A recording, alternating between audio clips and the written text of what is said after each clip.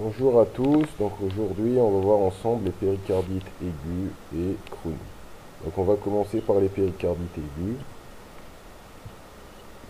Un petit rappel anatomique, donc le cœur se trouve dans le thorax et il est recouvert d'une séreuse qu'on appelle le péricarde. Donc le péricarde est constitué de deux types, donc un péricarde dit fibreux, donc qui relie le cœur aux structures thoraciques, donc le diaphragme et la face postérieure du sternum, et un péricarde séreux qui enveloppe le cœur.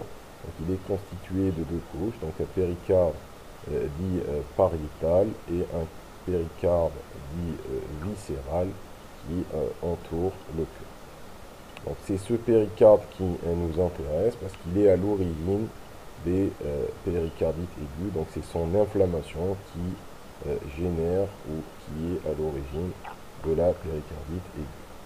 Donc voilà des schémas qui représentent le péricarde.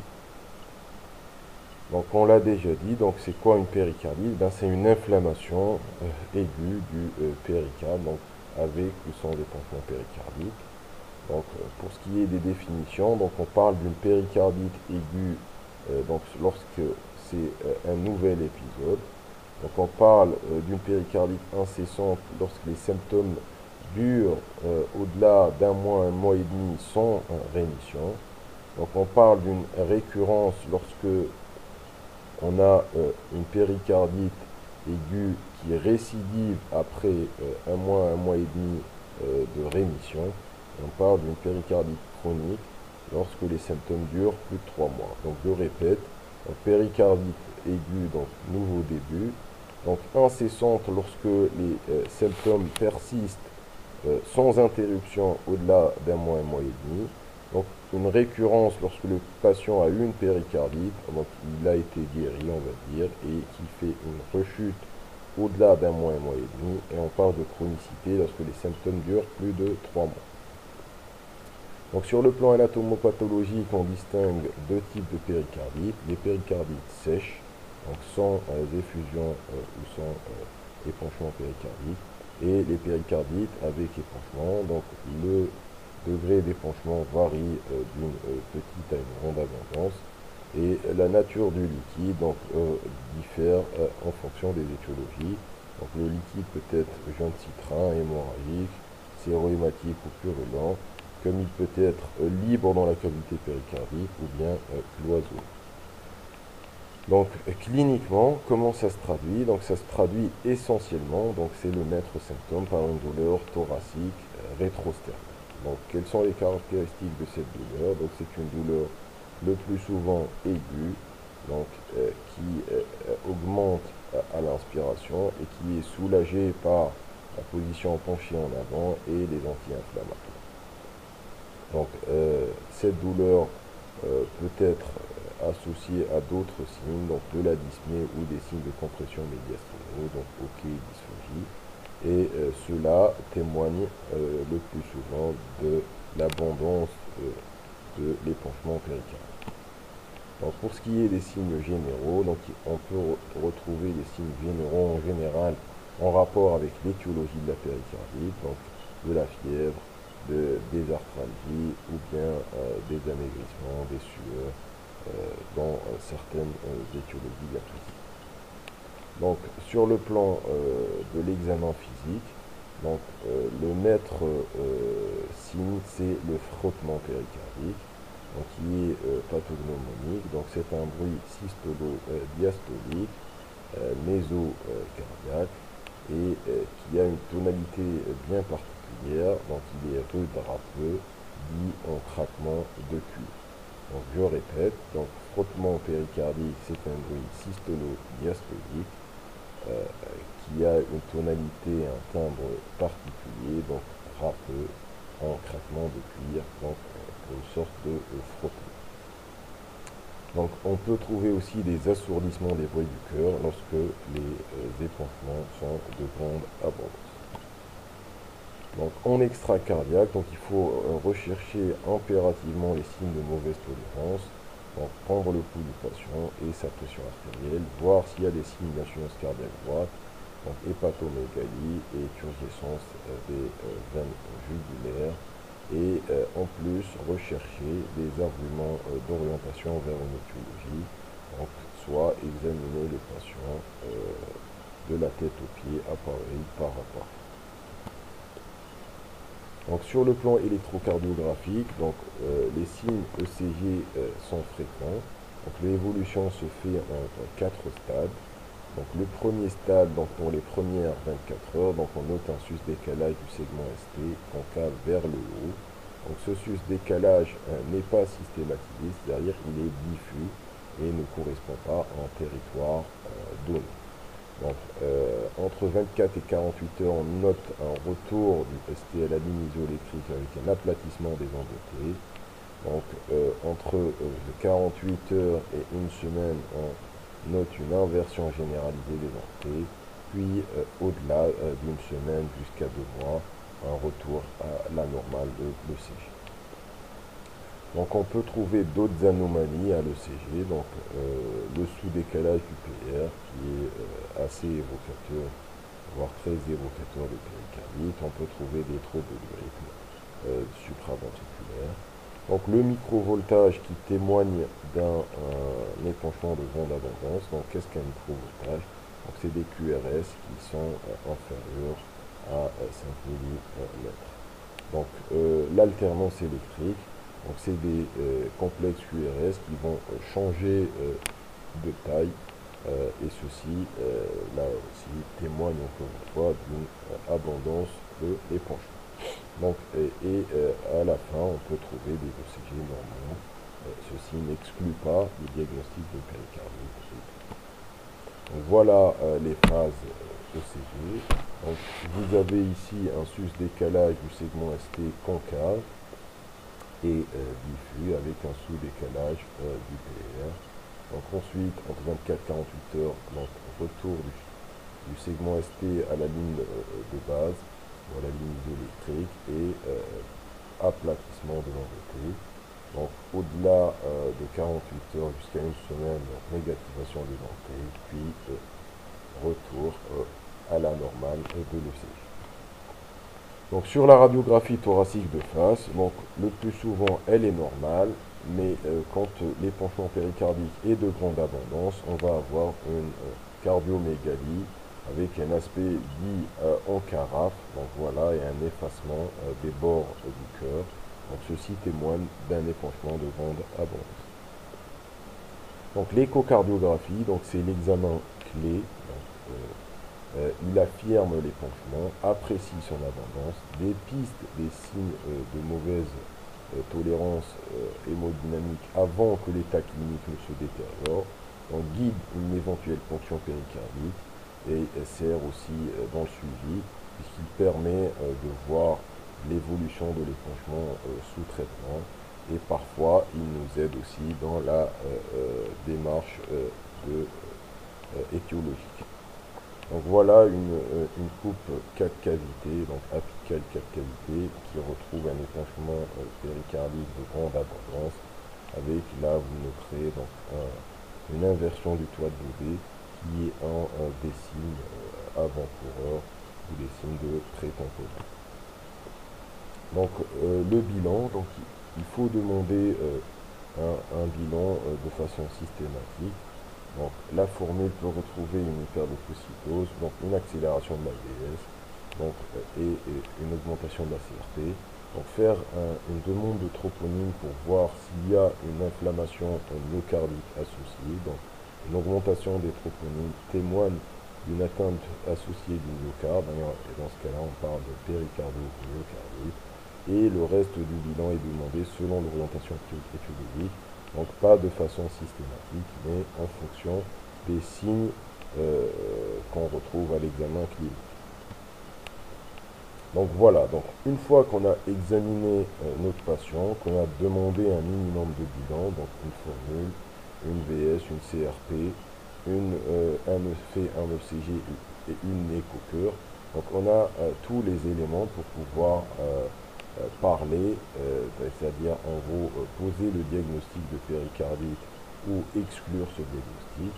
Donc, on parle de péricardite aiguë si on arrive à réunir deux critères sur 4. Donc, quels sont les critères? Donc, la douleur thoracique d'allure péricardique, donc on l'a déjà décrite. Donc, le frottement péricardique. Donc, les modifications électriques, donc sus-décalage du ST donc de façon diffuse ou sous-décalage du PR et l'épanchement péricardique qu'on va voir sur une écho. Donc si on a 2 sur 4 de ces critères, donc on est en droit de retenir le diagnostic de péricardite aiguë. Donc quels sont les diagnostics différentiels? Donc je vous ai mis ici essentiellement les diagnostics différentiels d'origine cardiovasculaire, donc l'infarctus du myocarde, l'embolie pulmonaire et la dissection aortique.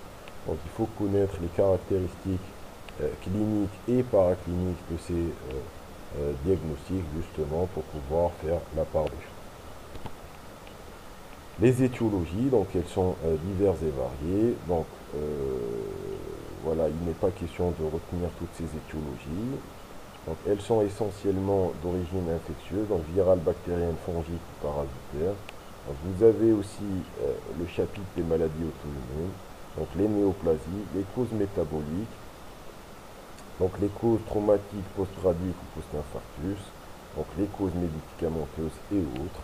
Donc, je vous demanderai de retenir donc, les causes virales parce que c'est la première cause des péricardites aiguës. Donc les causes bactériennes qui, elles, surviennent le plus souvent dans un contexte particulier. Donc vous avez la tuberculose, donc ici, et les autres causes de péricardite bactérienne qui surviennent le plus souvent chez les sujets immunodéprimés, au même titre que les péricardites fongiques ou parasitaires. Donc je vous demanderai de retenir quelques étiologies de péricardite auto-immune, donc, et en premier lieu de lupus érythémateux aigu disséminé, donc les causes néoplasiques, donc toutes les néoplasies peuvent donner des péricardites aigus. Donc dans les causes métaboliques, donc l'insuffisance rénale et l'hypothyroïdie. Donc je vous demanderai aussi de retenir les causes traumatique et l'infarctus du myocarde. Et en dernier lieu, donc, il faut savoir que la cause le plus souvent rencontrée est la cause virale. Donc il faut savoir aussi qu'il existe des critères dits de mauvais pronostic. Donc quels sont ces critères de mauvais pronostic? Donc c'est les patients qui ont une péricardite avec un des critères suivants, donc une fièvre, donc une présentation sub-aiguë, un épanchement de grande abondance ou une tamponnade et une non-réponse aux anti-inflammatoires. Donc des critères de mauvais pronostic mineurs, donc lorsqu'on a une péricardomyocardite, donc une inflammation du péricarde et du myocarde, donc des patients immunodéprimés, une étiologie traumatique, ou bien la prise d'anticoagulants par le patient. Donc voilà le bilan étiologique qu'on fait de façon systématique. Donc on l'a déjà dit, ECG, radiographie du thorax, écho-cœur, CRP et troponie. Donc un bilan étiologique supplémentaire n'est pas recommandé de façon systématique, mais de façon orientée. Et en cas de critères de mauvais pronostic, là aussi, il faut hospitaliser les patients et pousser les investigations. Donc, comment procéder? Voilà, donc, une fois qu'on a examiné le patient et qu'on a réalisé le bilan minimal, donc, on retient oui ou non le diagnostic de péricardie. Donc, si on a les critères requis, donc le diagnostic est retenu. Donc, et on fait un bilan étiologique plus poussé si et si seulement si on a une étiologie qui est très probable et très suspecte à l'examen clinique et en s'aidant aussi des autres paramètres, ou bien s'il y a des critères de mauvais pronostic qu'on a déjà cités et qui sont mentionnés ici. Donc, si on n'a pas de critères qui orientent vers une étiologie ou bien des critères de mauvais pronostic, donc on entame un traitement anti-inflammatoire et on peut traiter les patients en ambulatoire. Donc si en revanche vous avez des critères qui orientent vers une étiologie ou bien des critères de haut risque, donc dans ce cas-là, il faut admettre les patients à l'hôpital et compléter le bilan étiologique.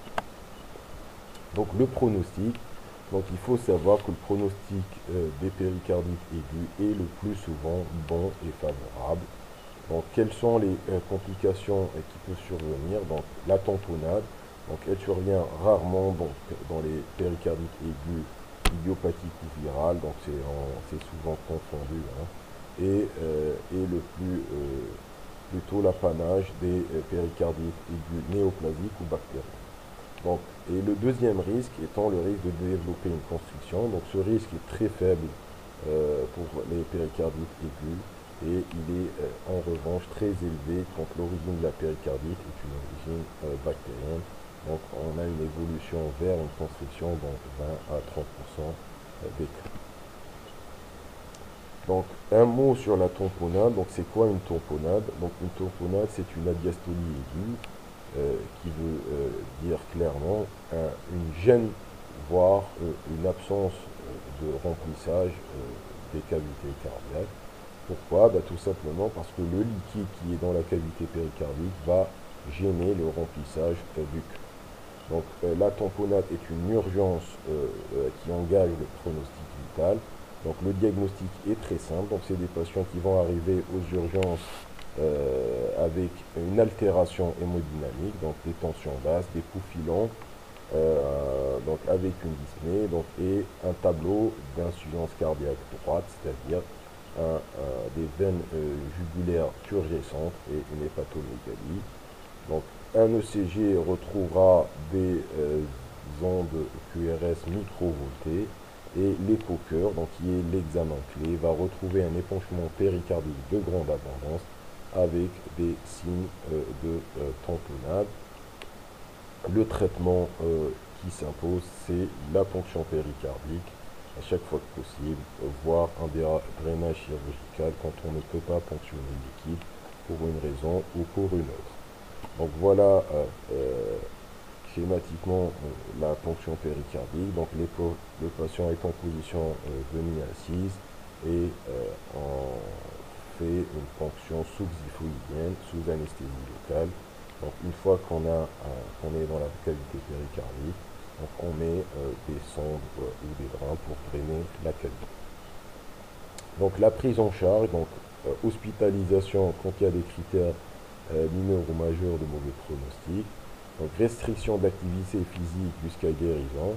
Donc chez les athlètes, on préconise une restriction d'au moins de 3 mois. Donc le traitement médical est fait essentiellement à base d'anti-inflammatoires. Donc aspirine à dose anti-inflammatoire ou AINS avec une gastroprotection par IPP. Donc associé à ça, de la colchicine. Donc la colchicine réduit les récidives. Donc en cas de résistance ou d'étiologie spécifique à type de maladie auto-immune, donc la corticothérapie est indiquée, mais sûrement pas de corticothérapie de première intention. Il ne faut pas instaurer un traitement par corticoïde. Donc la base du traitement étant les anti-inflammatoires non stéroïdiens. Donc dans l'évolution, donc il est recommandé de faire des CRP pour voir un peu l'état inflammatoire et essayer de voir quelle est la réponse au traitement. Donc voilà les posologies. Donc aspirine, donc 1 gramme 3 fois par jour pendant une quinzaine de jours, ou bien AINS type d'ibuprofène, donc 600 mg 3 fois jour pendant 15 jours, et de la colchicine pendant 3 mois. Donc voilà l'algorithme du traitement. Donc diagnostic retenu, donc pas d'étiologie précise. Donc aspirine ou INS plus colchicine et restriction physique. Donc si échec ou bien une étiologie bien précise, donc corticothérapie. Donc si récurrence, on refait le même schéma thérapeutique en prolongeant un peu les durées. en cas de résistance ou de persistance, donc on peut passer à des immunoglobulines, voire des immunosuppresseurs actifs, d'azathioprine ou d'anakinra. Donc, et en dernier recours, et de façon très exceptionnelle, chez les patients qui ont des péricardites très résistantes et très récidivantes, la péricardectomie, c'est en gros l'ablation chirurgicale du péricarde. Donc voilà, donc, on a vu les péricardites aigus, donc maintenant on va voir les péricardites constrictifs. Donc définition, donc il s'agit d'un épaississement fibreux du péricarde avec calcification entraînant une gêne au remplissage diastolique du cœur. Donc c'est une adiastolie chronique. Donc on a vu la tamponade, donc qui est une adiastolie aiguë, donc une gêne au remplissage de façon aiguë. Donc là, la constriction, c'est une gêne au remplissage de façon chronique, donc on parle d'adiastolie chronique, et elle est due non pas à un épanchement de grande abondance, mais cette fois-ci à un épaississement du péricarde qui, lui, va enserrer le cœur et gêner le remplissage. Donc les étiologies, donc dans les pays sous-développés ou en voie de développement comme d'autres pays, donc la tuberculose est la première étiologie. Ensuite viennent les autres étiologies, donc la post-radiothérapie ou l'étiologie radique. Vous avez la post-chirurgicale, donc chirurgie cardiaque, donc qui est pourvoyeuse de péricardite constrictive chronique, insuffisance rénale, les péricardites d'origine infectieuse, donc on l'a vu, donc un cinquième voire un tiers des péricardites aiguës bactériennes évoluent vers la constriction, et voilà, très accessoirement, on va dire, donc les tumeurs primitives du péricarde ou les tumeurs secondaires du péricarde. Donc sur le plan anatomopathologique, donc là aussi deux distinctions. Donc la constriction avec épanchement, c'est ce qu'on appelle la péricardite chronique constrictive effusive. Donc on va avoir en plus de l'épaississement fibreux du péricarde, donc du liquide. Donc l'étiologie le plus souvent est bactérienne tuberculeuse, et les constrictions sans épanchement qui sont le plus souvent rencontrées. Pour ce qui est de la clinique, ben, c'est un tableau d'insuffisance cardiaque à prédominance droite, donc il va se traduire par des dyspnées d'effort, donc des stases, donc des œdèmes des membres inférieurs, des hépatomégalies, des turgescences des veines jugulaires, donc des ascites. Donc auscultation, donc vous avez le plus souvent une auscultation qui est normale. Il y a un bruit qu'on décrit, donc c'est la vibrance péricardique, qui est un troisième bruit diastolique. Donc ce bruit est une sorte de galop protodiastolique, donc qui traduit la gêne au remplissage. Sur le plan électrique, donc vous pouvez avoir des ECG qui sont pseudo-normaux, mais le plus souvent les ECG sont pathologiques, donc avec un rythme qui peut être sinusal ou des rythmes irréguliers type de fibrillation auriculaire, voire des flotteurs ou d'autres tachycardies supraventriculaires. Donc on notera quand les rythmes sont sinusaux des hypertrophies auriculaires, donc essentiellement gauche, voire des hypertrophies auriculaires droite et gauche, donc des microvoltages et des ontés négatives, voire plates. Donc la radiographie du thorax peut retrouver des calcifications péricardiques, on verra quelques exemples, voire elle peut être normale. Donc voilà, regardez, donc un cliché d'une péricardite constrictive. Donc vous noterez les calcifications ici autour du péricarde. Donc ceci étant une forme caricaturale et évoluée de la maladie. Donc pour ce qui est de l'ECG, donc là vous avez un ECG d'une péricardite constrictive. Donc vous noterez un aspect d'hypertrophie auriculaire gauche avec un microvoltage. Donc regardez la petitesse des QRS et des ontés aplati et négatif par endroit. Donc ceci est un ECG typique d'une péricardite constrictive. Donc à l'écho, donc l'échocardiographie étant l'examen clé, donc on note un épaississement du péricarde, une dilatation du massif auriculaire, donc dilatation des oreillettes droite et gauche, et on notera à l'étude de la fonction diastolique une altération de la fonction diastolique avec un flux restrictif lors du remplissage. Donc le cathétérisme cardiaque donc, permet de retrouver une adiastolie hémodynamique donc, chronique, donc une augmentation des pressions diastoliques du ventricule droit et gauche, suivi d'une remontée abrupte et d'un plateau mésothélique diastolique. C'est ce qui constitue le biplateau. Donc on va vous montrer une courbe hémodynamique correspondant à ça. Le scanner et l'IRM donc retrouve les éponchements, les épaississements du péricarde. Donc voilà un aspect de biplateau ici au cathétérisme droit. Donc voilà, donc regardez, donc vous avez une descente puis une remontée abrupte. Donc ça c'est une racine carrée, donc avec des pressions diastoliques élevées. Et là, c'est un cathé gauche qui retrouve la même chose, avec des pressions diastoliques élevées et un aspect en racine. Donc l'évolution, c'est une évolution qui est lente, qui est insensible au traitement médical par rapport à l'évolution de la péricardie constrictive. Donc le traitement médical il est essentiellement symptomatique, donc vise un peu à améliorer les patients et à les dépléter. Il s'agit d'une affection grave, donc il faut traiter précocement et non pas laisser les patients traîner. Donc le traitement, il est essentiellement chirurgical. Donc il consiste en une péricardectomie complète, c'est-à-dire c'est un traitement chirurgical qui vise à enlever le péricarde. Donc pour ce qui est du traitement médical, donc en plus du traitement étiologique, donc antituberculeux, si l'origine est tuberculeuse, ou bien des traitements anti-inflammatoires quand les étiologies sont auto-immunes, etc.